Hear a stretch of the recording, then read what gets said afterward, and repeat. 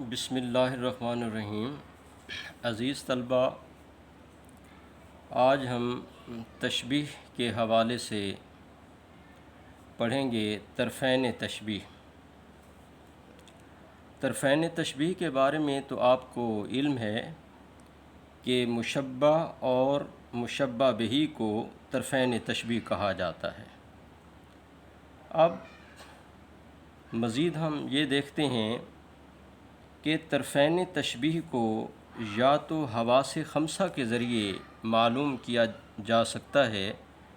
حواس خمسہ یعنی دیکھنے، سننے، سونگھنے، چکھنے اور چھونے کی حس کے ذریعے، یا ہم انہیں اپنی عقل کے ذریعے سمجھ سکتے ہیں۔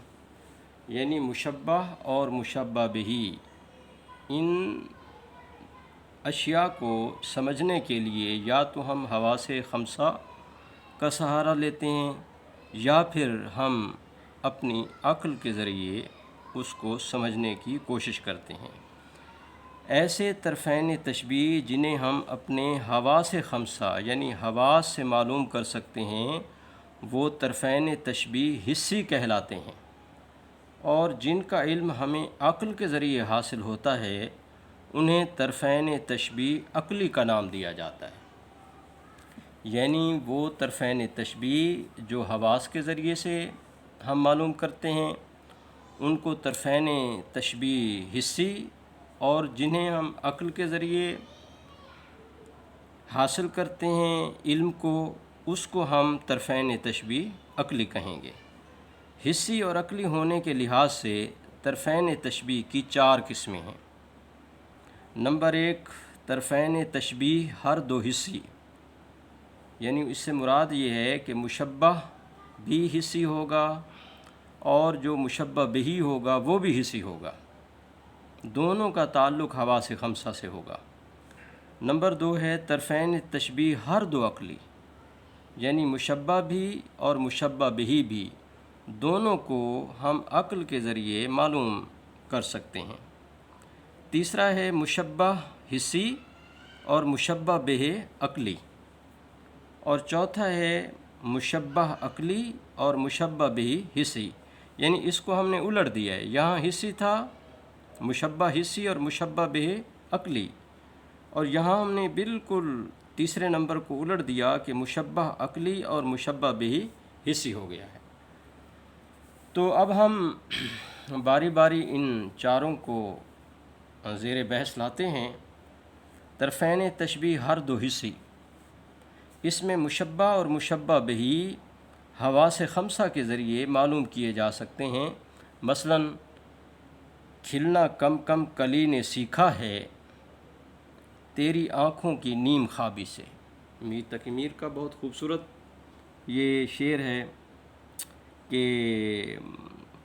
محبوب کی جو آنکھیں نیم خواب ہوتی ہیں، یعنی آدھی کھلی ہوئی اور آدھی بند، غنودگی کا عالم نیم خوابگی، نیم خواب کا عالم جو ہے، یعنی آدھ کھلی آنکھیں خوبصورت ہوتی ہیں، شعراء نے ہمیشہ اس کی تعریف کی ہے، اور جو کلی کھلتی ہے وہ بھی کم کم یعنی تھوڑی تھوڑی کھلی ہوئی ہوتی ہے، بالکل محبوب کے آنکھوں کی نیم خوابی کی طرح، جس کو ہم یعنی دزدیدہ نگاہ بھی کہتے ہیں، کنکھیوں سے دیکھنا، یہ یعنی آنکھوں کا نیم واہ ہونا ہے۔ تو کلی کا کم کم کھلنا اور آنکھوں کی نیم خوابی دونوں دیکھ کر معلوم کیے جا سکتے ہیں۔ آپ کلی ایک پھول ہوتا ہے لیکن اس سے پہلے کلی ہوتی ہے جو بند ہوتی ہے، آپ اس کو دیکھ کر معلوم کر سکتے ہیں۔ اپنے حواس سے دیکھنے کی جو حس ہے وہ حواس خمسہ میں آتی ہے، یعنی کلی کو آپ دیکھ کر معلوم کر سکتے ہیں کہ یہ کلی ہے یا پھول ہے۔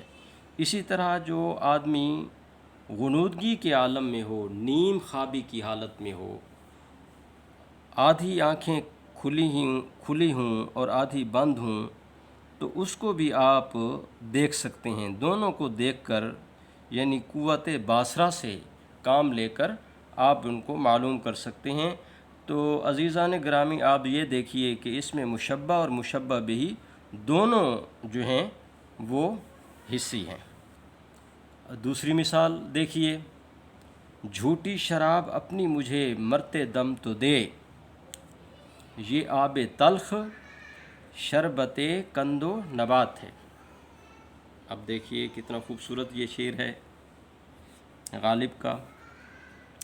مرزا غالب کہتے ہیں کہ محبوب کو کہتے ہیں جھوٹی شراب، یعنی شراب کو اگر کوئی آدمی پی لے یا پانی ہو یا کوئی لیکوڈ چیز ہو تو ظاہر ہے کہ جو بچا ہوا جو لیکوڈ مادہ ہوگا وہ جھوٹا ہوگا، جھوٹا یعنی جھٹایا ہوا۔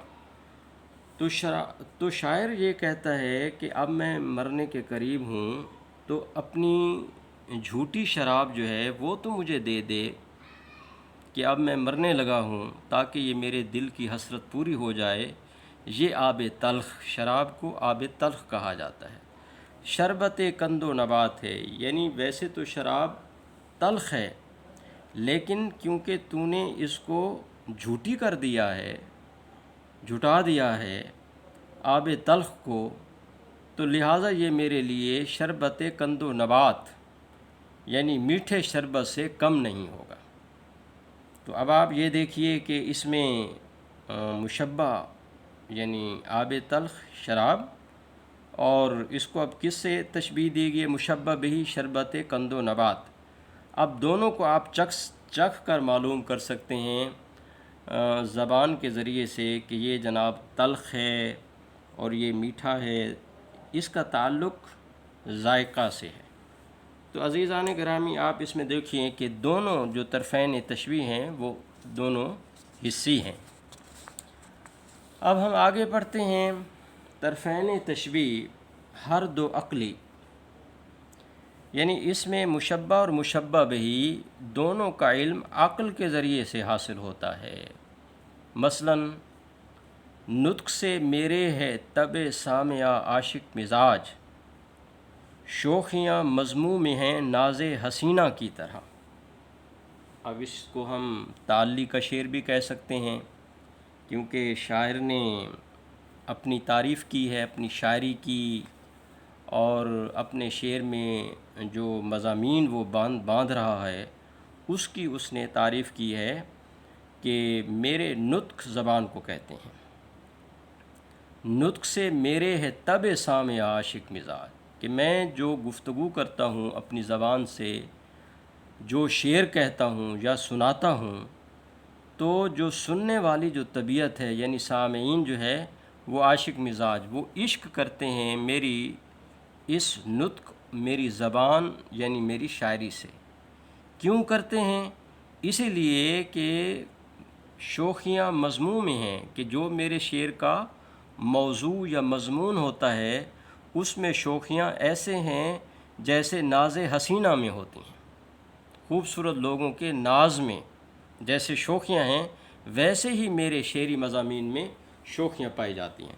تو آپ دیکھیے کہ شوخی جو ہے مشبہ اور ناز جو ہے مشبہ بہ، دونوں عقلی ہیں، یعنی آپ شوخی جو ہے یا ناز، ان دونوں کو آپ دیکھ نہیں سکتے، سن نہیں سکتے، چکھ نہیں سکتے، ٹھیک ہے نا جی، اور چھو نہیں سکتے، اس کا تعلق عقل سے ہے۔ آپ اپنے عقل سے، اپنی بصیرت سے آپ اس کو دیکھ سکتے ہیں، اپنا اندازہ کر سکتے ہیں کہ واقعی یہ شوخی ہے، یہ ناز ہے۔ تو ان کا تعلق حواس خمسہ سے نہیں ہے، دونوں، ہر دو عقلی سے مراد مشبہ اور مشبہ بھی، دونوں کا تعلق جو ہے وہ عقلی سے ہے۔ اب دوسرا شعر دیکھیے، مت مردم کے دیدہ میں سمجھو یہ نگاہیں، ہیں جمع سویدائے دل چشم میں آہیں۔ مردمک دیدہ، مردمک پلکوں کو کہتے ہیں، دیدہ آنکھ کو کہتے ہیں، اور سویدائے دل، دل پر جو ایک سیاہ رنگ کا جو نقطہ یا داغ ہوتا ہے اس کو سویدہ کہتے ہیں۔ اور جو شاعر ہیں وہ اس کی توجیہ یہ بیان کرتے ہیں کہ فراق یار میں، اندوہ میں، غم میں، محبوب کے ہجر و فراق میں جو ہم آہیں بھرتے ہیں ان مسلسل آہوں کی وجہ سے یہ دل پر ایک سیاہ داغ یا دھبا بن جاتا ہے۔ تو اب شاعر یہ کہتا ہے کہ مت مردم کے دیدہ میں سمجھو یہ نگاہیں، میری آنکھ کی پتلی میں جو یہ نگاہ ہے اس کو نگاہ نہ سمجھو، یعنی قوت بینائی اس میں نہیں ہے، بلکہ یہ کیا ہیں؟ یہ ہیں جناب ہیں جمع سویدائے دل چشم، آنکھ کے دل کے اوپر جو سیاہ رنگ کا جو داغ ہے، یہ در حقیقت وہ آہیں ہیں جو محبوب کے ہجر و فراق میں ہم نے بھری ہیں، اور وہ ہمارے آنکھ کے دل کے اوپر مسلسل۔ اب آپ دیکھیں کہ جو انسان کی آنکھ کی پتلی ہے اس پر بھی آپ دیکھیے کہ آنکھ میں ایک سیاہ رنگ کا ایک دھبا معلوم ہوتا ہے، اسی کو شاعر نے سویدائے دل چشم کہا ہے۔ تو آپ دیکھیے شعر میں مشبہ آنکھیں یعنی نگاہیں، آنکھیں نہیں نگاہیں، اور مشبہ بہی آہیں، دونوں عقلی ہیں کیونکہ دونوں کا ادراک حواس خمسہ ظاہری سے ممکن نہیں ہے، یعنی آپ ان کو دونوں کو آپ حواس خمسہ سے چھو کر، دیکھ کر، سن کر، چکھ کر، چھو کر، یہ جو حواس خمسہ ہیں، آپ اس کو نگاہ جو ہے ایک ہے آنکھ کو تو آپ دیکھ سکتے ہیں، لیکن جو بینائی ہے جس سے آپ کسی چیز کو دیکھتے ہیں وہ نگاہ ہے، ٹھیک ہے نا جی۔ اسی طرح اس کا تعلق عقل سے ہے، آہب جو ہے یہ بھی ظاہر ہے کہ حواس خمسہ سے اس کا ادراک نہیں کر سکتے، یہ دونوں عقلی ہیں، تو لہٰذا اس کو ہم طرفین تشبیہ ہر دو عقلی کہیں گے۔ آگے ہے نمبر 3 مشبہ حسی اور مشبہ بہی عقلی، یعنی مشبہ تو حواس خمسہ کے ذریعے معلوم ہو جاتا ہے، لیکن مشبہ بہی کا علم عقل کے ذریعے ہوتا ہے۔ مثلا جب نام خدا جواں ہوا وہ، مانند نظر رواں ہوا وہ۔ اب آپ دیکھیے کہ یہ مثنوی کا یہ شعر ہے، وہ کا تعلق تاج الملوک سے ہے، یہ غالباً یعنی گلزار نسیم پنڈت دیا شنکر نسیم کی جو مثنوی ہے گلزار نسیم، وہاں سے یہ لیا گیا ہے، اور کیونکہ داستانیں ہیں اور ان کو یعنی منظوم کیا، نظم کی شکل میں بیان کیا گیا ہے، تو وہاں تاج الملوک یہ وہ کا جو تعلق، یہ اسم اشارہ یہ کس کی طرف ہے؟ تاج الملوک کی طرف ہے، جس کا تعلق عالم محسوسات سے ہے، یعنی آپ تاج الملوک اس شہزادے کو دیکھ سکتے ہیں، ٹھیک ہے نا جی، محسوس کر سکتے ہیں، لیکن اس کی روانی یعنی تیزی چستی کا عالم عقلیات سے ہے کہ وہ اس طرح روانہ ہوا جیسے تیزی سے نظر پہنچتی ہے۔ ہم جب آنکھ اٹھاتے ہیں تو ہم اپنی بصارت سے فوراً اس چیز کو دیکھ سکتے ہیں جہاں ہماری آنکھ پہنچتی ہے، تو آپ یہ دیکھیے کہ نظر جہاں پہنچتی ہے یعنی تاج الملوک جو ہے وہ مشبہ اور نظر جو ہے وہ مشبہ بہی۔ تو اب آپ دیکھیے کہ جو تاج الملوک ہے یہ مشبہ یہ حسی ہے، اور نظر آنکھ نہیں نظر یعنی قوت بینائی وہ کیا ہے؟ وہ عقلی ہے، اس کو آپ عقل کے ذریعے اس کا احاطہ کر سکتے ہیں، ادراک کر سکتے ہیں۔ اگلا شعر ہے کہ بات کرنے میں رقیبوں سے ابھی ٹوٹ گیا، دل بھی شاید اسی بد عہد کا پیما ہوگا۔ اب اس شعر میں دیکھیے، اس شعر میں مشبہ حسی ہے یعنی دل، اس کا تعلق حواس خمسہ سے ہے، دل کو آپ دیکھ سکتے ہیں، چھو سکتے ہیں، کیونکہ یہ انسانی عضو ہے، اور مشبہ بہی جو ہے وہ عقلی ہے، اور وہ ہے پیمان کہتے ہیں وعدہ، کسی کے ساتھ کیا ہوا جو وعدہ ہوتا ہے، عہد جو ہوتا ہے اس کو پیمان کہتے ہیں، اور اس کا تعلق ہماری عقل سے، کیونکہ ہم اس کو دیکھ نہیں سکتے، چھو نہیں سکتے، چکھ نہیں سکتے، اس کا تعلق عقل سے ہے۔ تو لہٰذا آپ دیکھیے کہ مشبہ حسی اور مشبہ بہ عقلی ہے۔ اب ہم تیسرا چوتھا جو ہے ہم اب پڑھیں گے، اس کو الٹ دیا ہم نے کہ مشبہ عقلی اور مشبہ بہ حسی۔ پہلے کیا تھا؟ مشبہ حسی تھا اور مشبہ بہ عقلی تھا۔ اب اس کو ہم نے الٹ دیا ہے، مشبہ عقلی اور مشبہ بہ حسی۔ اس تشبیہ میں مشبہ تو عقل کے ذریعے معلوم ہو جاتا ہے اور مشبہ بہ حواس خمسہ کے ذریعے معلوم ہوتا ہے۔ مثلا زندگی ہے یا کوئی طوفان ہے، ہم تو اس جینے کے ہاتھوں مر چلے۔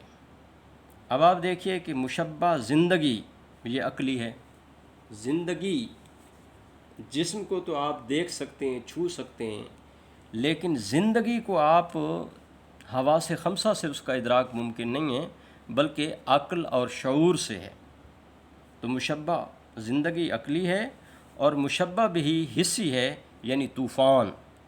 طوفان کو آپ دیکھ سکتے ہیں آنکھ سے، ٹھیک ہے نا جی، اور اسی طرح اس کو چھوا بھی جا سکتا ہے، لیکن اس میں خطرہ بہت زیادہ ہے، انسان کے ڈوبنے مرنے کا خدشہ ہے۔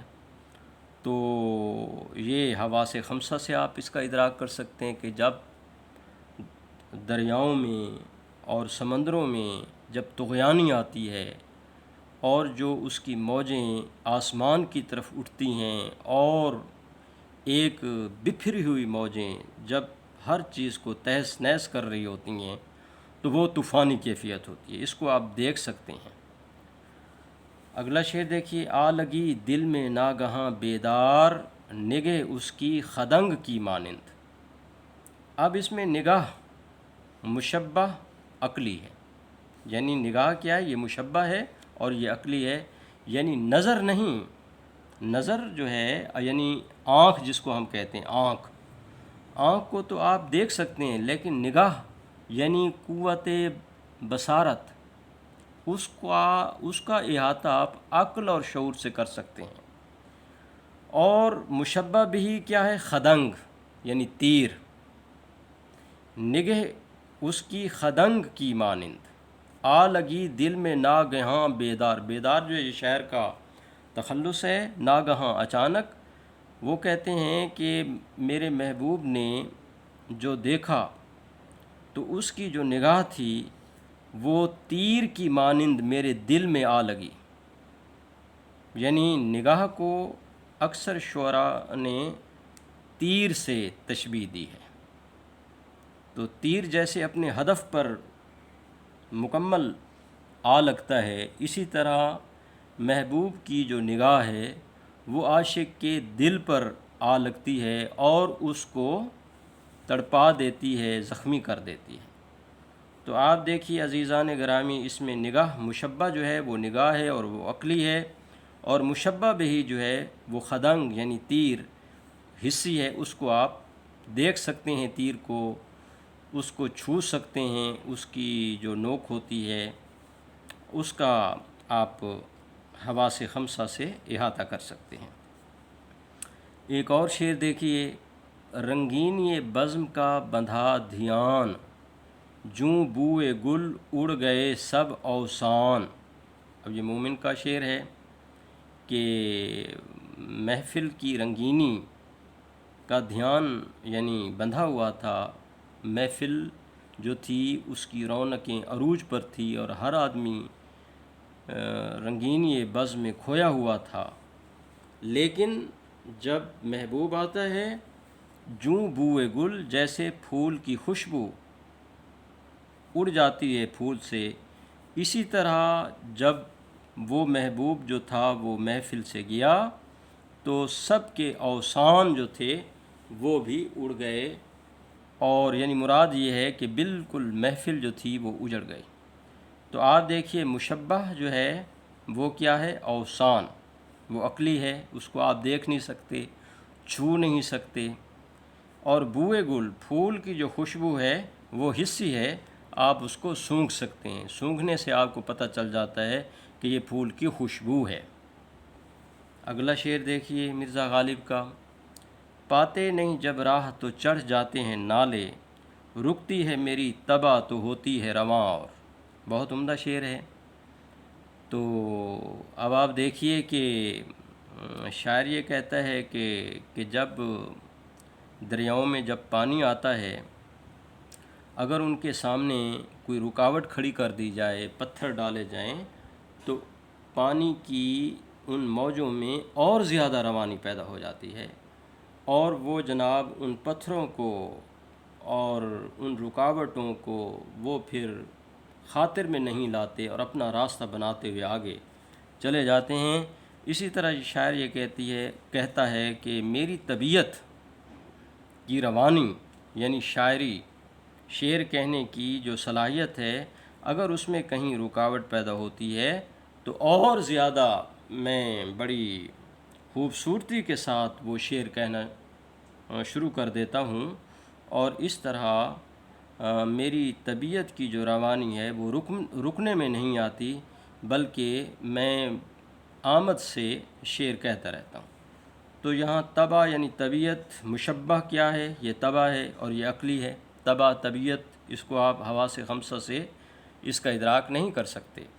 نالے جو ہے یہ مشبہ بے حسی ہے، یعنی نالے جو ہے، آپ یہ جو پانی والے نالے ہوتے ہیں، دریا، ندی، نالے، ان کو آپ دیکھ سکتے ہیں، ان کا مشاہدہ کر سکتے ہیں، کہ اسی لیے یہ حسی ہوگا۔ تو عزیزان گرامی، یہ ہم نے چوتھی جو اس کی قسم پڑھی ہے، مشبہ عقلی اور مشبہ بہ حسی۔ آج کا ہمارا لیکچر اتنا تھا۔ اب ہم نیکسٹ اگلے لیکچر میں ایک اور دیکھیں گے تشبیہ کے حوالے سے۔ تو انشاءاللہ تعالی اللہ حافظ۔